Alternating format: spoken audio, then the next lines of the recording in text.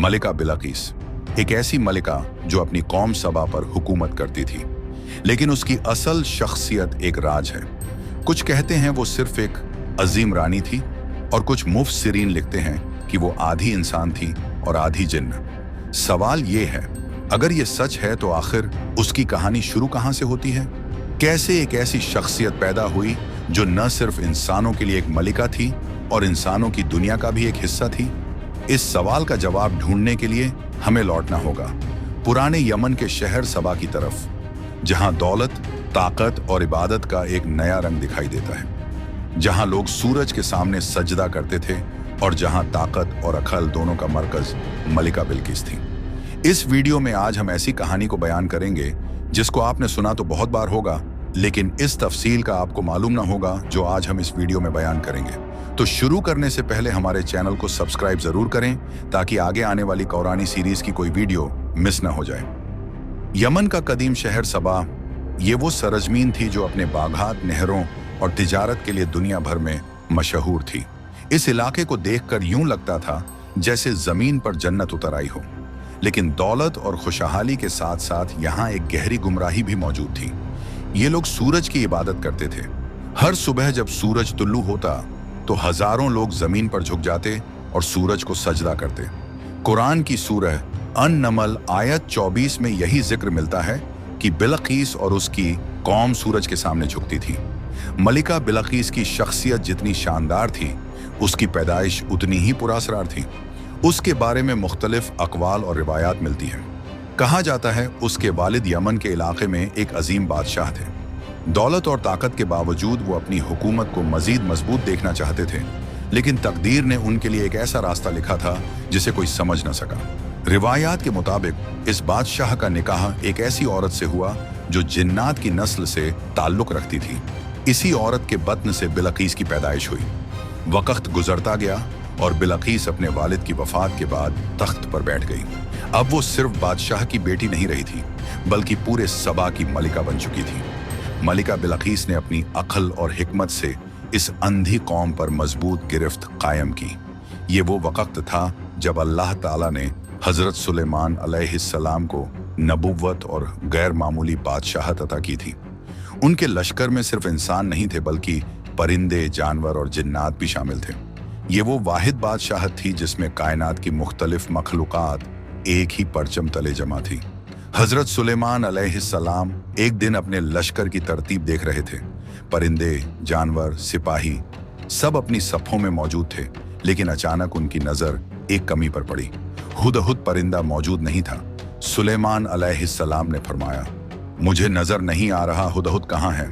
अगर वो बगैर वजह के गैर हाजिर हुआ तो मैं उसे सख्त सजा दूंगा, मगर अगर उसके पास कोई ठोस दलील हुई तो मैं उसे माफ कर दूंगा।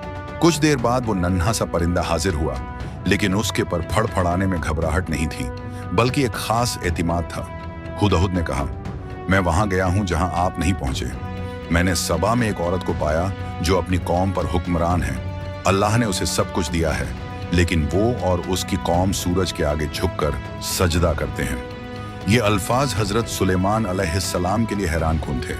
एक ऐसी औरत, एक ऐसी सल्तनत जो दौलत और ताकत में अजीम है, लेकिन इबादत अल्लाह की बजाय सूरज की करती है। ये बात उनके दिल को भारी लगी। सुलेमान अलैहिस्सलाम ने फैसला किया कि ये मामला टाला नहीं जा सकता। वो बराह रास्त जंग या ताकत नहीं चाहते थे। उनका मकसद था कि पहले दावत दी जाए, दलील पेश की जाए और फिर फैसला देखा जाए। चुनांचे उन्होंने एक खत लिखा, एक मुख्तसर लेकिन निहायत वाज़ेह पैगाम। सूरह अन-नमल आयात 30-31। ये खत सुलेमान की तरफ से है और ये अल्लाह के नाम से है जो बड़ा मेहरबान, निहायत रहम वाला है। मुझ पर सरकशी न करो और मेरे पास फरमांबरदार होकर हाजिर हो जाओ। ये खत न लंबा था न फलसफियाना, बल्कि एक सीधा पैगाम था। तुम्हारा रब सूरज नहीं बल्कि अल्लाह है। हजरत सुलेमान अलैहिस्सलाम ने वो खत हुदहुद के सुपुर्द किया। ये नन्हा परिंदा उड़ता हुआ सबा के महल तक जा पहुंचा। जब उसने खत पढ़ा तो लम्हा भर को खामोश हो गई। जो उसके तमाम अकीदे, उसकी तमाम बादशाहत, उसकी पूरी तारीख को चैलेंज कर रही थी। ये दावत थी अल्लाह की बंदगी की तरफ। महल के अंदर एक सुनहरा सा सुकूत छाया हुआ था। मलिका बिलकीस अपने तख्त पर बैठी थी। सामने वुज़रा और उमरा अपनी अपनी जगह खामोश खड़े थे। सब जानते थे कि आज कुछ गैर मामूली होने वाला है। बिलकीस ने अपने नर्म मगर बावकार लहजे में कहा, मेरे पास एक खत आया है। ये सुनते ही दरबार के लोग चौंक उठे। खत? और वो भी मलिका के लिए? ये कोई आम बात नहीं थी। बिलकीस ने खत खोलकर बुलंद आवाज में पढ़ना शुरू किया। ये खत सुलेमान की तरफ से है। मेरे खिलाफ सरकशी ना करना, बल्कि मेरे पास इत्तात करते हुए आ जाना। ये अल्फाज पूरे हाल में गूंज उठे। एक लम्हे के लिए सब खामोश हो गए, कुछ के चेहरों पर खौफ। बिलकीस ने वजीरों की तरफ निगाह डाली और कहा, ऐ सरदारों, मुझे इस मामले पर तुम्हारी राय चाहिए। एक वजीर आगे बढ़ा और गुरूर भरे लहजे में बोला, हम एक बड़ी सल्तनत हैं, हमारी फौजें ताकतवर हैं। अगर सुलेमान जंग चाहता है तो हम उसका मुकाबला करेंगे। दूसरे वजीर ने भी तायद की, हमारे पास हाथियों के लश्कर हैं, हमारी सरजमीन जराई ताकत से भरी हुई है, कोई परिंदा या कोई खत हमें खौफजदा नहीं कर सकता। लेकिन बिलकीस खामोशी से उन्हें देखती रही। उसकी आंखों में गुस्सा नहीं बल्कि गहरी सोच थी। उसने कहा, हाँ तुम्हारे पास ताकत है, लेकिन याद रखो, जब बादशाह किसी बस्ती पर चढ़ाई करते हैं तो वो उसे बर्बाद कर देते हैं, वो इज्जत वालों को जलील कर देते हैं। ताकत से ज्यादा दानिशमंदी की जरूरत होती है। बिलकीस जानती थी कि सीधा इनकार या सीधी जंग उसकी कौम को बर्बादी की तरफ धकेल देगी। वो चाहती थी पहले मामले की हकीकत को जांचा जाए। चंद लम्हे खामोशी के बाद उसने फैसला सुना दिया, हम फौरन सुलेमान को तोहफे भेजेंगे, ऐसे तोहफे जो हमारी दौलत, हमारी शान और हमारी इज्जत का इजहार करें। अगर वो ये तोहफे कबूल कर लेता है तो समझो उसका मकसद सिर्फ ताकत और दौलत है, और अगर वो इनकार करता है तो फिर ये बात साबित हो जाएगी कि वो वाकई अल्लाह के पैगंबर हैं। दरबार में सर झुक गए। सब जान गए कि मलिका का फैसला निहायत हिकमत भरा है। वो एक ही वार में दुश्मन के असल इरादे को परख लेना चाहती थी। चुनांचे काफिले तैयार होने लगे। सोने के जेवरात, खुशबुएं, हीरे जवाहरात, नायाब तोहफे, ये सब कुछ एक काफिले में लादा गया। सबा की जमीन से रवाना होकर यह काफिला हजरत सुलेमान अलैहिस्सलाम के दरबार की तरफ बढ़ने लगा। लेकिन बिलकीस के दिल में एक और सवाल भी छुपा हुआ था। ये सुलेमान कौन है? ये कैसे मुमकिन है कि वो महज ताकतवर बादशाह न हो, बल्कि कोई ऐसी हस्ती हो जो जमीन और आसमान के राज जानती है? यही वो तजस्सुस था जिसने बिलकीस को इस सफर की तरफ धकेल दिया, जो उसे हमेशा के लिए बदलने वाला था।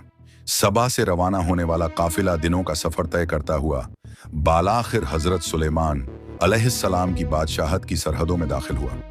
ऊंटों पर लदे हुए सोने के ढेर, नायाब जवाहरात, खुशबुएं, रेशमी कपड़े और हाथियों पर सजी सजावटें, ये सब देखकर देखने वालों की आंखें खैरा हो गईं। लेकिन हजरत सुलेमान अलैहिस्सलाम का दरबार कोई आम दरबार न था। ये वो मकाम था जहां इंसान, परिंदे और जिन्न सब इकट्ठे थे। जमीन पर सिपाहियों की सफ़ें थीं, फजा में परिंदे परवाज कर रहे थे और जिन्नात अपनी अपनी जिम्मेदारियों में लगे हुए थे। ये मंजर देखकर काफिले के नुमाइंदे सहम गए। उन्होंने ऐसी सल्तनत पहले कभी न देखी थी। जब काफिला दरबार में दाखिल हुआ तो हजरत सुलेमान अलैहिस्सलाम वकार के साथ अपने तख्त पर जलवा अफरोज थे, लेकिन उनके चेहरे पर कोई लालच या हैरत न थी। काफिले के सरदार ने आगे बढ़कर कहा, ऐ सुलेमान, हमारी मलिका बिलकीस ने ये कीमती तोहफे आपके लिए भेजे हैं। ये हमारी दोस्ती और इज्जत की निशानी है। हजरत सुलेमान अलैहिस्सलाम ने एक लम्हे के लिए तोहफों की तरफ देखा, फिर अपने मजबूत लहजे में फरमाया, क्या तुम मुझे माल और दौलत से राजी करना चाहते हो? जो कुछ अल्लाह ने मुझे अता किया है वो तुम्हारे सब तोहफों से कहीं बेहतर है। वापस जाओ और अपनी मलिका से कहो कि अगर वो इताअत करते हुए न आई तो मैं ऐसा लश्कर लेकर आऊंगा जिसका वो मुकाबला नहीं कर पाएगी। काफिले के नुमाइंदों के चेहरों से गुरूर मिट गया। उन्होंने देखा कि सुलेमान अलैहिस्सलाम का मकसद दौलत या जमीन पर कब्जा नहीं है, बल्कि ये पैगाम खालिस्तन अल्लाह की बंदगी की तरफ बुलाने का है। तोहफे वहीं छोड़कर काफिला तेजी से वापस लौटा। रास्ते में उनके दिल कांपते रहे कि अब अपनी मलिका को क्या जवाब देंगे। उन्होंने न सिर्फ तोहफों के इनकार की खबर देनी थी, बल्कि यह भी बताना था कि सुलेमान अलैहिस्सलाम की सल्तनत कितनी अजीम है और उनकी बातों में कितनी गैर मामूली ताकत है। दूसरी तरफ हजरत सुलेमान अलैहिस्सलाम ने अपने दरबार में एक और ऐलान किया। उन्होंने अपने वजीरों और जिन्नात से कहा, बिलकीस को मेरे पास लाने से पहले क्या कोई उसका तख्त यहाँ मेरे सामने ला सकता है? ये सवाल मामूली न था। तख्ते बिल्कीस उसकी सल्तनत की पहचान था, उसकी शान का मरकज था। उसे यमन से फिलिस्तीन तक लाना कोई आसान बात न थी, लेकिन यह हजरत सुलेमान अलैहिस्सलाम का हुक्म था। एक ताकतवर जिन्न आगे बढ़ा और बोला, मैं ये तख्त आपके पास ले आऊंगा, इससे पहले कि आप अपनी जगह से उठें। लेकिन फिर एक और शख्सियत जिसके पास किताब का इल्म था, उसने कहा, मैं ये तख्त आपके पास पलक झपकने से भी पहले ले आ सकता हूं। उसने ये कहा और अगले ही लम्हे बिल्कीस का तख्त सुलेमान अलैहिस्सलाम के सामने मौजूद था। ये मंजर वहां मौजूद सबके लिए नाकाबिल यकीन था।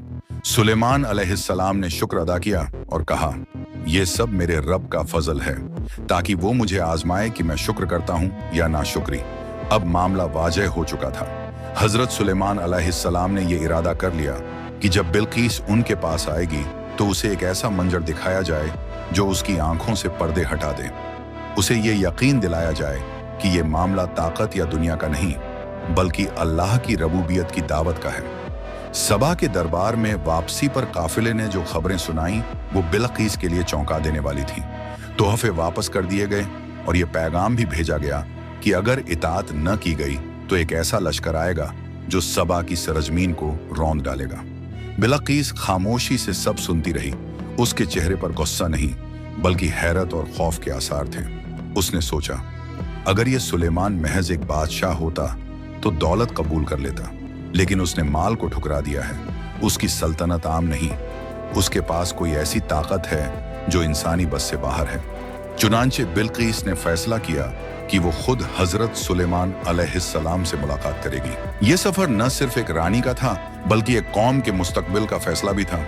दिन गुजरते गए, काफिला चलता रहा और आखिरकार वो लम्हा आया जब बिल्कीस अपने जाहो जलाल के साथ हजरत सुलेमान अलैहिस्सलाम के दरबार में दाखिल हुई। लेकिन जो कुछ उसने देखा वो उसकी तवक्कुआत से बिल्कुल मुख्तलिफ था। दरबार में शान और शौकत के साथ सुकून और वक़ार का एक अजीब इम्तिजाज था। इंसान, परिंदे और जिन्नात एक ही तरतीब में खड़े थे। ये नज्म और ज़ब्त बिल्कीस के लिए नाकाबिल यकीन था।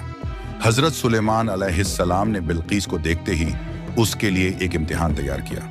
वो उसके सामने उसका तख्त रखवा चुके थे, वही तख्त जो पलक झपकते ही यमन से लाया गया था। सुलेमान अलैहिस्सलाम ने मुस्कुराकर पूछा, क्या ये तुम्हारा तख्त है?